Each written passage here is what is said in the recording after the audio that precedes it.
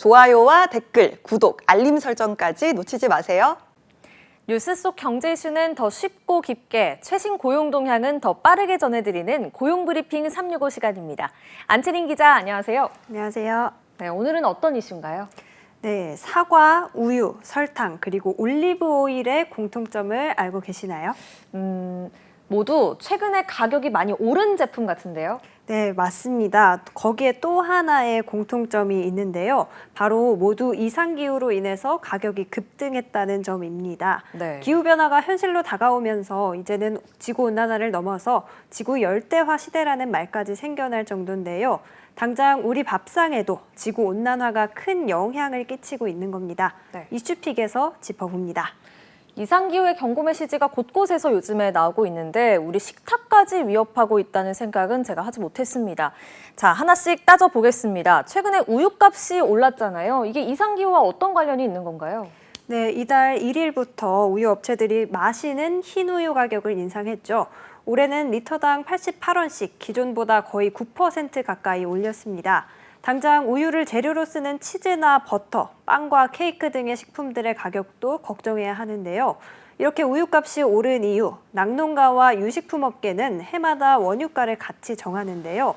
젖소의 사료값이 너무 올라서 버틸 수 없다는 낙농가들의 고충 때문입니다. 네, 실제로 이런 부담이 커져서 문을 닫은 낙농가도 많다고 하더라고요. 네, 맞습니다. 우유자조금관리위원회에 따르면 생산비 상승으로 최근 2년 동안 300여 곳의 낙농가가 폐업했다고 합니다.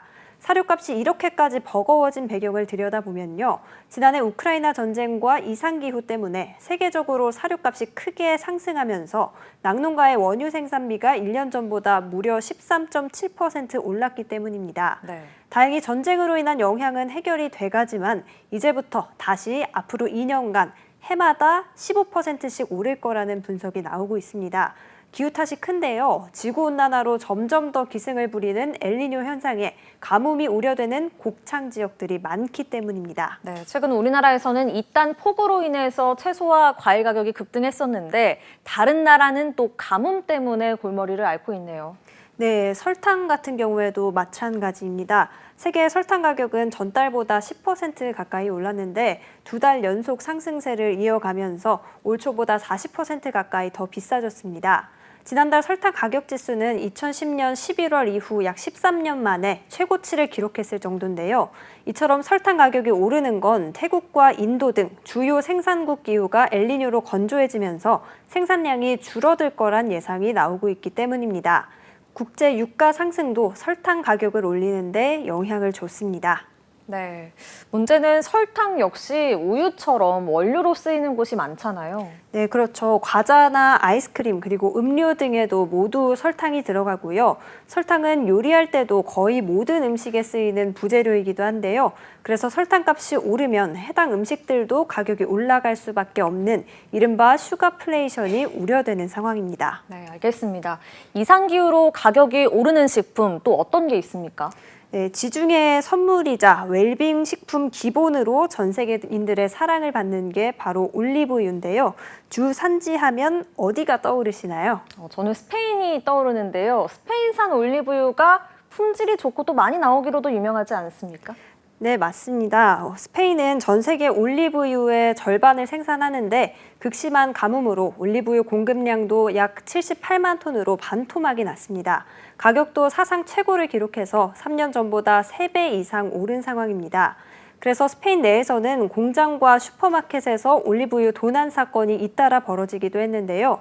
그러다 보니 2005년부터 지금까지 스페인산 올리브유를 써서 치킨을 만들어 오던 한 치킨 회사도 두 손을 들고 결국 해바라기 씨유를 절반씩 섞어서 쓰겠다고 선언한 상황입니다. 네, 치킨 가격 올리기도 어렵다 보니 귀해진 올리브유 대신 다른 기름을 섞어 쓰는 결단까지 내린 거네요.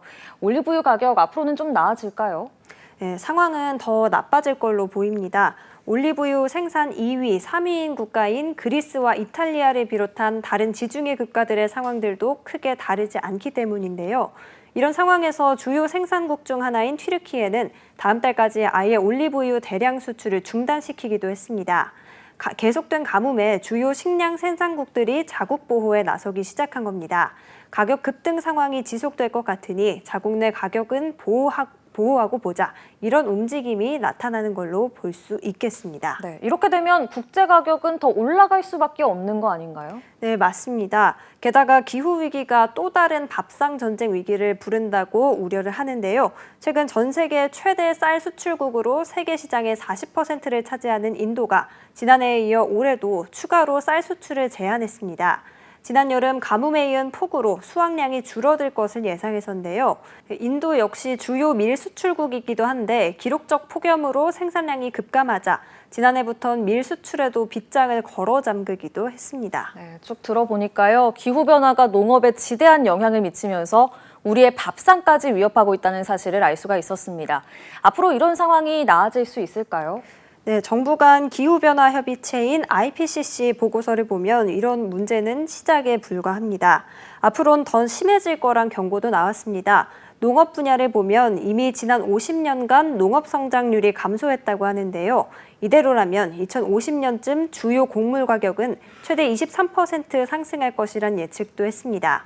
기온이 오를수록 식량 공급의 불안정 정도는 더욱 심해질 걸로 봤는데 가장 취약한 계층부터 피해를 보게 되는 구조가 되는 거죠. 네, 이상기후로 당장 가격 압박이 거세진 것도 문제지만 더 멀리 내다보고 준비할 필요도 있어 보입니다. 네, 그렇습니다. 우리뿐만 아니라 전 세계적으로 식량 상황이 심상치 않게 돌아가는 걸 알 수 있는데요.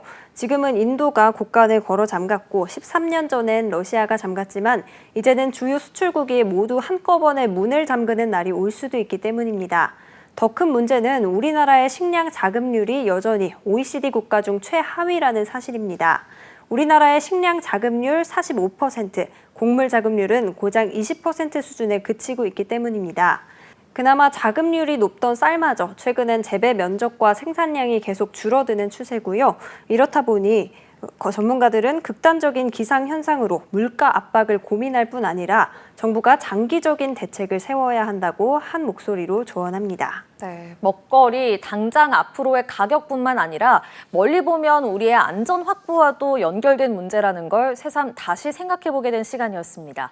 환경에 대한 고민과 함께 식량 확보까지 적극적인 대처가 필요한 시점입니다. 오늘도 안채린 기자와 함께했습니다. 고맙습니다. 지금까지 고용브리핑 365였습니다.